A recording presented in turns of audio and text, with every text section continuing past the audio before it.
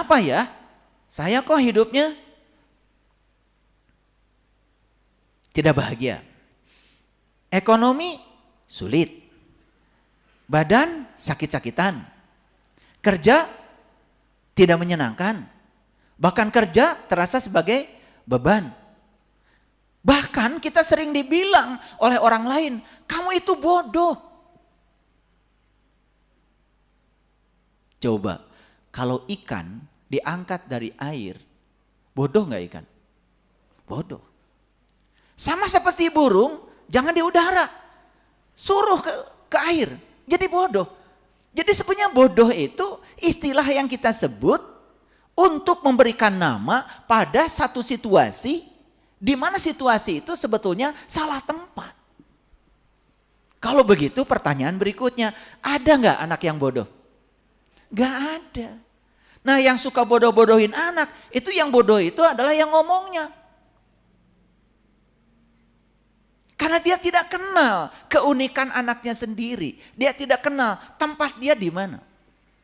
Coba, pernah nggak Bapak Ibu melakukan profiling? Anak saya ini tipe otaknya apa, golongan darahnya apa, kepribadiannya seperti apa, harus diperlakukan seperti apa, pernah nggak? Enggak. Lalu yang dilakukan? Yang dilakukan seaya-aya, kumaha uing, betul nggak?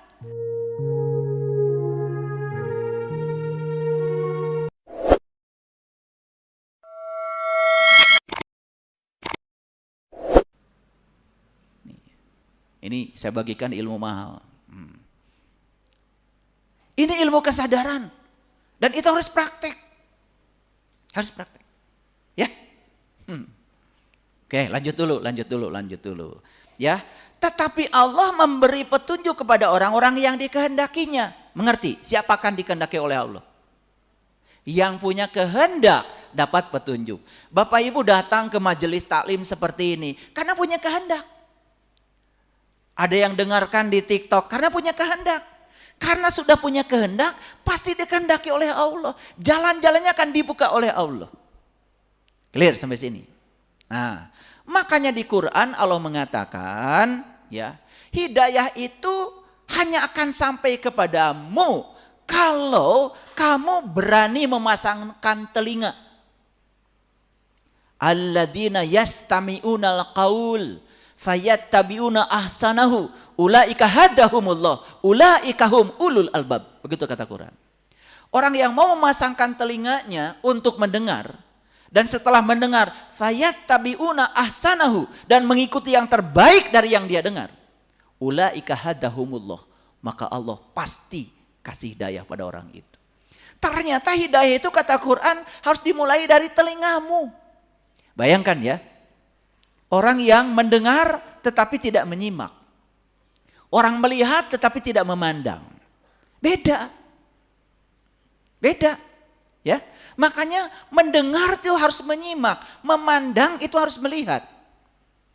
Beda. Nah, coba Bapak Ibu pergi ke gunung lihat pemandangan. Memandang tapi tidak melihat. Hanya memandang seperti kebanyakan orang, foto-foto sebentar lalu botram. Setelah itu kenyang, itu betul nggak? Tunduh betul nggak? Itu. Pulang dari sana tidak ada perubahan kesadaran. Padahal judulnya apa? Recreation. Itu rekreasi itu bahasa Inggris. Recreation. Creation itu artinya mencipta. Itu ulang. Recreation mencipta ulang. Harusnya pergi habis pulang dari melihat pemandangan itu ada insight baru. Oh, saya tadi lihat pemandangan, indah ya melihat pemandangan dari atas gunung. Kenapa dari ketinggian selalu indah? Harusnya ada kesadaran. Maka di Quran banyak sekali cerita tentang gunung. Nabi Musa pun ingin melihat Tuhan, disuruh melihat gunung. Gunung itu apa sih sebetulnya? Gunung itu tempat melihat. Gunung itu tempat yang tinggi. Melihatlah kamu dari ketinggian kesadaran, dari ketinggian pengetahuan, dari keluasan pengetahuan. Melihat di tempat yang tinggi, kamu tidak akan salah persepsi. Gitu nggak kalau pergi recreation itu? Iya. Makanya berulang-ulang pergi ke pantai, pergi ke gunung, wah bedana. Betul nggak? Iya, bedanya cuma perut aja jadi tambah tebel gitu ya. Jadi kita tuh nggak ngerti rekreasi. Mereka mana ibu? Rekreasi. Karena tidak pernah menyadari kata-kata itu. Lalu ketika dilakukan pun tidak ada kesadaran yang muncul. Recreation itu artinya mencipta ulang. Nih kehidupan saya gini-gini terus nih. Hasilnya begini-begini terus nih. Ya saya harus recreation. Makanya disebut piknik. Betul nggak? Kita sedang mencari insight baru. Yang bisa mengubah kesadaran kita. Sehingga kehidupan kita menjadi lebih terbuka. Begitu. Gitu apa tidak? Ya tidak, saya juga tahu. Gak apa-apa. Ya. Dan Allah mengetahui orang-orang yang menghendaki petunjuk.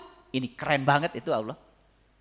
Wa huwa a'lamu bil muhtadin. Dan Allah tahu siapa yang menghendaki petunjuknya dan siapa yang tidak. Orang yang menghendaki petunjuk, dia membuka diri dari kehadiran pengetahuan-pengetahuan baru. Tapi orang yang menutup diri, nah menutup bahasa Arabnya tutup itu adalah kafir. Bahasa Inggrisnya cover. Jadi orang kafir itu bukan orang Kristen, bukan orang Hindu, bukan orang Buddha, bukan orang Konghucu. Siapapun manusia yang menutup diri terhadap apa yang disampaikan orang, tidak mau tahu terhadap pengetahuan baru, dia sedang mengkafiri dirinya sendiri. Paham? Iya. Makanya kepala saya terbuka. Kenapa? Karena saya tidak pakai tutup. Karena saya tahu tutup itu cover. Kalau saya pakai tutup, saya berarti orang kafir. Maka saya terbuka. Kan tutup itu bahasa Inggrisnya cover. Nih pada pakai tutup. Nah, cover. Makanya saya nggak pakai tutup. Karena saya terbuka. Saya terbuka terhadap pengetahuan baru. Dari siapapun datangnya. No problem. Karena ada kata-kata yang disampaikan di zaman para sahabat Nabi. Jangan pernah melihat siapa yang berkata. Tapi dengar apa yang dikatakannya. Makanya saya tidak alergi terhadap apa? Terhadap perbedaan. Karena keunikan itu adalah hadiah bagi dunia. Oke, sampai sini mengerti? Jadi oleh karena itu ya, kalau masih ada orang mempermasalahkan ya, ini orang bicara agama, nasabnya dari mana? Berlawanan dengan ayat ini. Hidayah itu tidak ada urusan dengan nasab.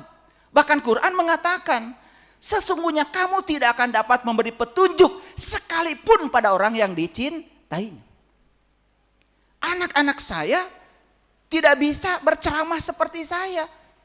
Saya tidak akan paksa mereka menjadi pewaris ilmunya saya. Sekalipun saya mencintainya. Jadi kalau mau permasalahkan, ini Saiful Karim ini orang mana nih? Gitu kan? Ya. Dilihat dari jenggot gak ada, kumis gak numbuh, betul gak? Betul gak? Bulu miskin, gak ada bulu. Nah, kan kita sudah terframing seolah-olah kalau orang itu berhak untuk berbicara hidayah, bicara petunjuk, kalau dari sisi casingnya banyak bulu. Sedangkan saya tidak punya bulu. Sedangkan Quran sendiri mengatakan tidak ada hidayah itu urusan bulu. Quran mengatakan sesungguhnya kamu tidak akan dapat memberi petunjuk sekalipun pada orang yang kamu cintai. Jadi kita ini oleh ayat yang diajarkan, siapapun kamu, anak siapapun kamu, bangsa manapun kamu, suku apapun kamu, kalau kamu berkehendak mendapatkan petunjuk, aku akan menghendaki kamu. Hebatnya Quran. Jadi Quran itu tidak bicara ras, tidak rasis, memberi kebebasan pada semua orang. Siapapun yang mau kaya, kata Allah, aku maha kaya. Aku akan buka jalan buat siapapun. Siapa yang mau berilmu, aku buka jalan untuk mereka yang mau belajar. Hebat Allah itu. Allah tidak pernah membatasi. Yang membatasi kita selama ini adalah pikiran kita. Karena kita tidak melayakkan diri kita sendiri.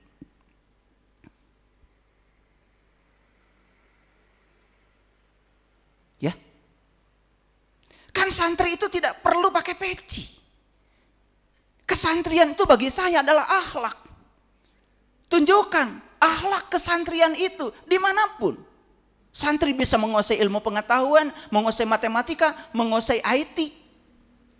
Kan selama ini disempitkan seolah-olah santri itu mereka yang hanya menguasai ilmu bahasa Arab. Sama seperti kata ulama, ulama itu bahasa Arab, artinya orang yang ilmunya banyak. Ilmuwan itu bahasa Arabnya ulama.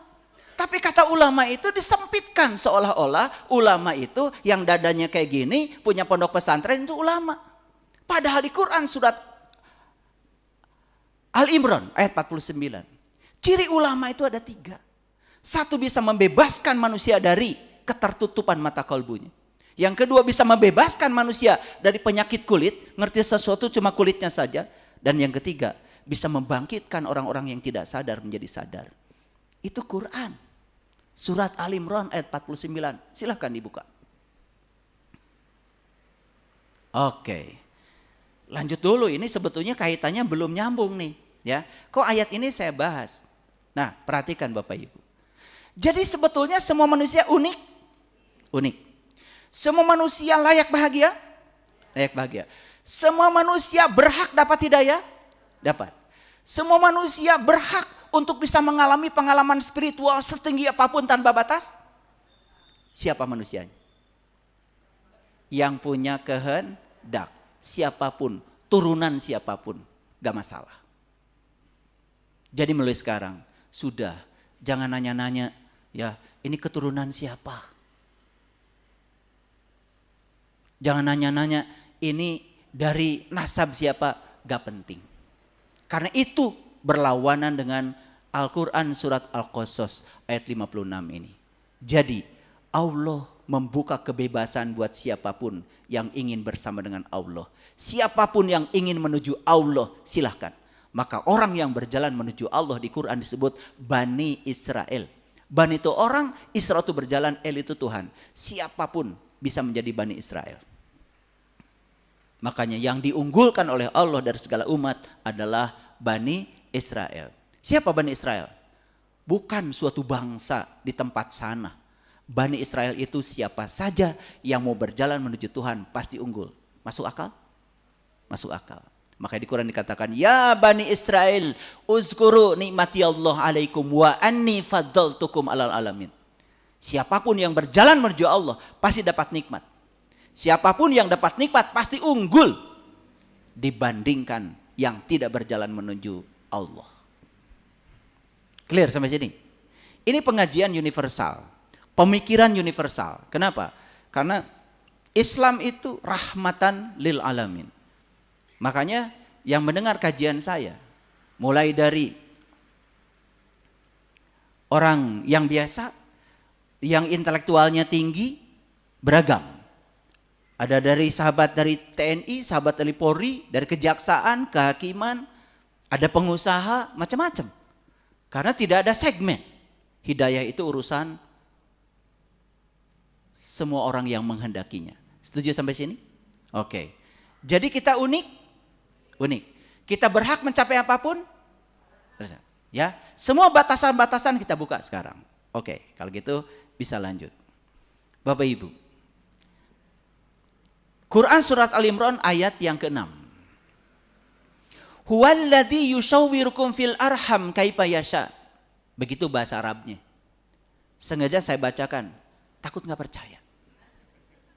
Nah, bahasa Indonesianya, dialah yang telah membentuk kamu dalam rahim sebagaimana yang direncanakannya. Yuk, sekarang kita sadari. Bapak Ibu terlahir ke dunia ini atas rencana siapa? Rencana siapa? Kok Gak berani menjawab. Ayatnya segitu jelas, takut salah. Dialah yang telah membentuk kamu dalam rahim sebagaimana yang direncanakannya. Yang membentuk tubuh kita seperti ini, wajah kita seperti ini, siapa? Allah. Jadi Allah punya rencana gak dengan kehidupan kita? Pertanyaan berikutnya, hidupmu hari ini sudah sesuai gak dengan rencana Dia? Nah itu yang membuat kenapa hidup menderita, galau, gelisah, kelihatan seperti bodoh. Padahal kita ini semuanya jenius kalau menemukan tempat yang tepat. Ibu bapak, anak kita ada yang senang matematika, setuju? Ada yang senang menggambar, ada yang senang olahraga, ada yang senang teriak-teriak, betul nggak? Ada yang tidak senang duduk, muter. Kenali, jangan anak lagi muter, dipukulin disuruh duduk. Tipe otaknya dia apa? Ya Allah, guru di sekolah, anak tidak bisa diam, langsung dilempar penghapus. Itu guru nggak ngerti, gara-gara pakai seragam. Berat tuh jadi guru karena dia harus kenal masing-masing individu keunikannya apa. Kalau dia sedang ngajar matematika, anak itu tidak suka matematika, hormati ketidaksukaannya. Pernah nggak ada guru menghormati ketidaksukaannya? Enggak. Dipaksa supaya suka. Kalau tidak disebut nakal, dipanggil orang tuanya. Ini pendidikan macam apa?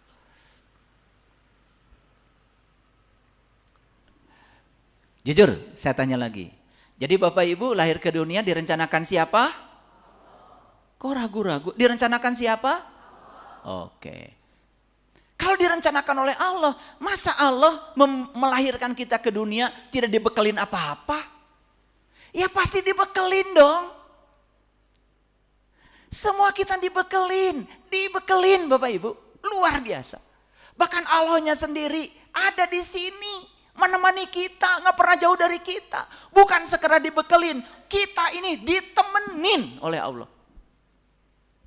Bahkan kata Allah, masalah yang kamu hadapi tidak usah khawatir, aku bersamamu. Jangan kau bilang masalahmu besar, tapi bilang Allahmu yang maha besar. Kita cuma ngomong aja Allahu Akbar, Allahu Akbar, Allahu Akbar. Dapat masalah sedikit saja, Allah jadi kecil banget. Yang besar adalah masalah kita. Bohong banget. Makanya dalam sebuah kajian saya bilang, jangan kau katakan, ya Allah, betapa besar masalahku. Jangan, ya Allah, betapa besar engkau. Gak ada masalah di hadapanmu. Di hadapan yang maha besar, tidak ada masalah. Ini masalah kita, kesadaran kita, kesadaran yang rendah. Makanya betul kata David Hawkins, ya, kalau orang yang masih takut, malu, iri, dengki, itu yang namanya fos. Itu yang disebut dengan kesadaran neraka. Makanya orang yang bisa melampaui nilai 200 di skala kesadaran, di atas 200 ke atas namanya power. Kekuatan positif.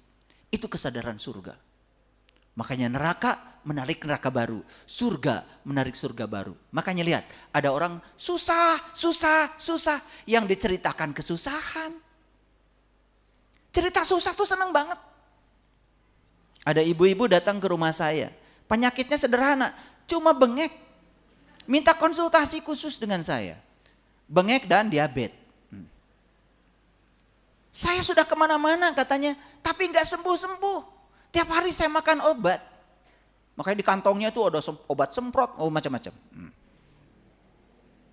Saya tanya sama ibu ini. Ibu ini cerita kalau ibu ini bengek pada siapa aja. Oh, di grup WA cerita, saya bengek. Setiap keluarga datang cerita, saya bengek. Ya, kemana kita memfokuskan pikiran, ke situ energi mengalir. Kan yang diceritakan sakit. Gak ada cerita sehatnya. Lucu, pengen sehat, yang diceritakan sakit mulu. Harusnya kalau pengen sehat, cerita, saya sehat, baik-baik saja. Jadi sudah salah pikirannya. Makanya kemana-mana gak sembuh. Jadi saya bilang, udah mulai sekarang. Yuk, sampai saya kasih ilustrasi seperti apa. Stop ya cerita. Cerita kalau ibu ini bengek. Tambah bengek. Tapi kita kan senang banget kalau menceritakan kesusahan, menceritakan penyakit, menceritakan penderitaan. Setuju? Kita sedang melawan hukum alam. Oke. Jadi kita direncanakan? Direncanakan. Ada satu pertanyaan yang harus Bapak Ibu jawab. Apa? Apakah hidupku hari ini sudah sesuai dengan rencana Allah atau tidak? Oke?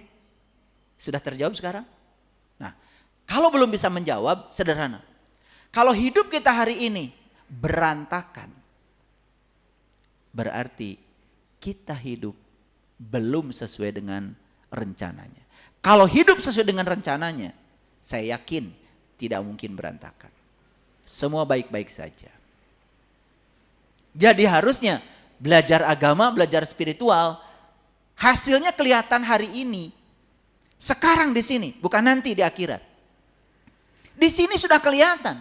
Kalau di sini saja sudah kelihatan amburadul, apalagi nanti. Karena yang menentukan besok kan hari ini.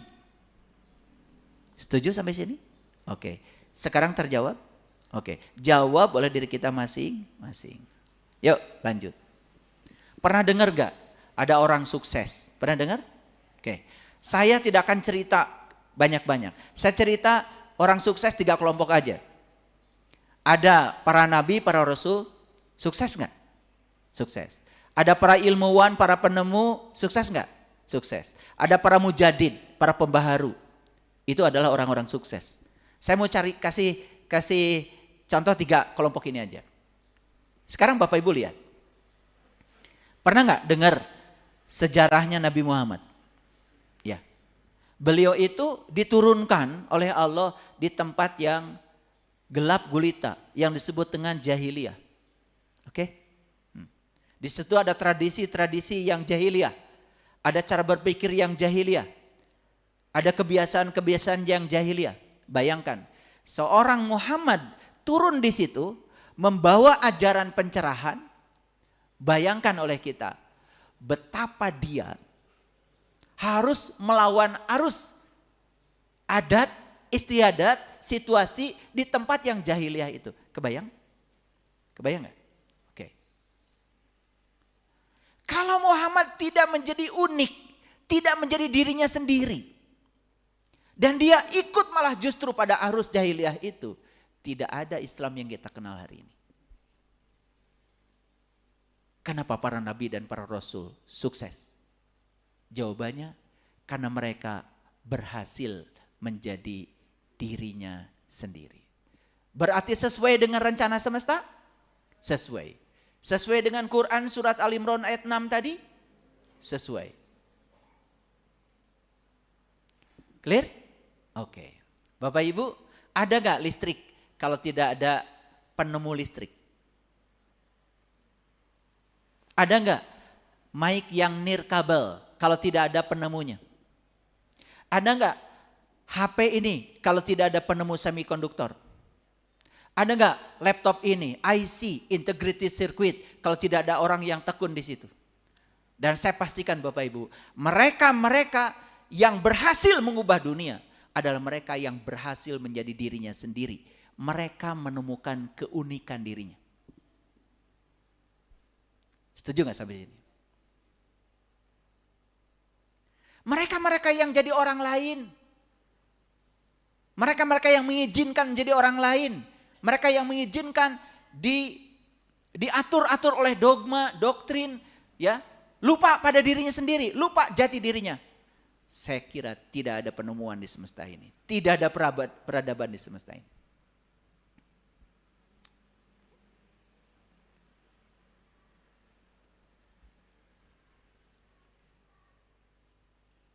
Pernah dengar gak? Imam Al-Ghazali. Pernah? Penulis buku apa itu? Kitab apa itu? Yang paling terkenal yaitu ya, masternya buku yang kitab yang ditulis oleh beliau adalah Ihya Ulumuddin. Ihya itu artinya hidup. Ya. Ya, Ihya Ulumuddin itu berarti menghidupkan kembali ajaran agama. Kenapa? Saat itu beliau melihat ajaran agama itu mati. Bukan tidak ada yang sholat, bukan tidak ada yang haji, bukan tidak ada yang umroh, tetapi itu tidak membangun kesadaran. Maka beliau menulis satu kitab. Di zaman itu, kitab yang ditulis oleh beliau melawan arus. Tapi beliau berani tampil ke permukaan, menulis kitab Ihya Ulumuddin. Itulah para mujadid. Kenapa mereka bisa membaharui semua yang salah? Karena mereka berani menjadi dirinya sendiri. Orang yang takut walaupun benar, memang mengatakan yang benar itu berisiko. Orang yang takut untuk mengatakan benar, jadi orang lain, munafik, cari aman, cari selamat, dan dia diam walaupun itu tahu salah. Itulah orang-orang yang tidak menjadi dirinya sendiri. Dia sudah kehilangan keunikan dirinya. Masih ada nggak yang takut-takut di sini? Takut. Takut itu Bapak Ibu berasal dari pikiran. Karena pikiran itu suka ngarang. Menciptakan kenyataan yang ilusif. Padahal jauh dari kenyataan. Orang-orang yang penakut selamanya takut. Takut itu adalah kesadaran neraka di bawah 200. Menurut David Hawkins. Setuju gak dengan saya? Para nabi, para rasul, para ilmuwan, para penemu, para mujadid, para pembaharu adalah mereka yang berhasil menampilkan keunikan dirinya. Setuju? Oke. Bapak Ibu termasuk yang mana? Dari kelompok ini. Pembaharu? Boro-boro kerbatur. Betul nggak? Buat diri sendiri aja takut. Udah jelas. Pikiran kita lah yang telah mengundang kehidupan kita yang amburadul itu. Untuk mengubah pikiran sendiri aja masih takut. Ada anak muda kemarin datang ke rumah saya.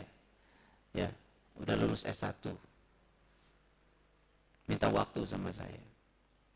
Bicara sedikit. Saya bilang, kalau kita percaya bahwa saya akan punya rambutan kalau saya punya uang. Berarti untuk punya rambutan harus cari uang. Setuju? Program bukan itu? Program. Jadi rambutan itu sangat bergantung pada uang. Siapa yang bikin program? Kita sendiri. Saya bilang, saya percaya ada uang, gak ada uang, rambutan pasti ada. Satu mobil datang rambutan ke rumah saya. Tidak pakai uang. Sama mobil, rambutan binjai. Saya makan satu aja. Karena saya tahu rambutan itu manis, gulanya banyak. Itu saya tahu diri. Ya, karena saya ingin sehat. Tidak makan satu karung. Mentang-mentang. Ya, pagi-pagi saya udah pakai celana kolor, saya masukkan kresek. Saya sudah bagikan ke tetangga. Rambutan. Saya hanya merasakan kebahagiaan aja dari mereka yang diberi rambutan. Saya sendiri makan rambutan satu sudah puas. Makanya kepuasan saya berikutnya adalah memberi rambutan ke tetangga. Saya bagikan tadi pagi. Jalan pakai celana kolor, rambutan. Lihat orang pagi-pagi terima rambutan. Mungkin di rumahnya adalah makanan langka. Bahagianya kayak apa?